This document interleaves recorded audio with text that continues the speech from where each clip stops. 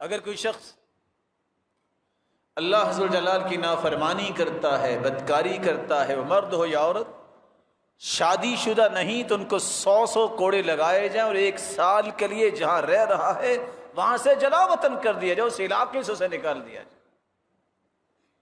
ہاں اگر وہ شادی شدہ ہے تو اس کی سزا یہ ہے کہ اس کو رجم کیا جائے۔ کس طرح پتھر مار مار کے اسے مارا جاتا ہے، کیونکہ اس نے گھر بھی ایسے ہی برباد کیا ہے، اس نے ایک ایک اینٹ کر دی ہے گھر کی، پورا خاندان جو ہے کس طرح وہ ڈیمولش کر دیا ہے۔ اس کام کی وجہ سے اس کا انجام بھی ایسا ہونا چاہیے۔ یہ قانون ہے، یہ نظام اللہ تعالیٰ نے ساتھ کیا فرمایا؟ وَلَا تَأْخُذْكُمْ بِهِمَا رَأْفَةٌ۔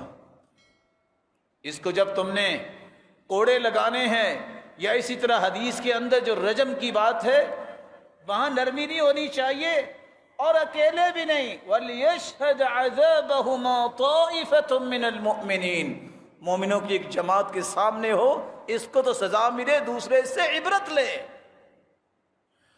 اور آج جن کو اللہ ذوالجلال صراط مستقیم سب کو نصیب فرمائے، جن کو یہ نصیب نہیں ہوا کہ قرآن کیا کہتا ہے اور حدیث کیا کہتی ہے اس کو پڑھ لیں، اس کو سمجھ لیں، وہ کہتے ہیں نہیں، علل اعلان سزائیں نہیں ہونی چاہیے، یہ تو جرم ہوگا، یہ تو ظلم ہوگا۔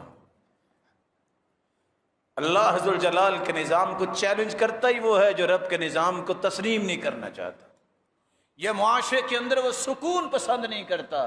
یہ وہ نظام ہے جو محمد مصطفیٰ لے کر آئے، اور کائنات نے دیکھا ہے 1400 سال میں آج تک اس جیسا دور کسی کی قسمت میں ہوا ہی نہیں۔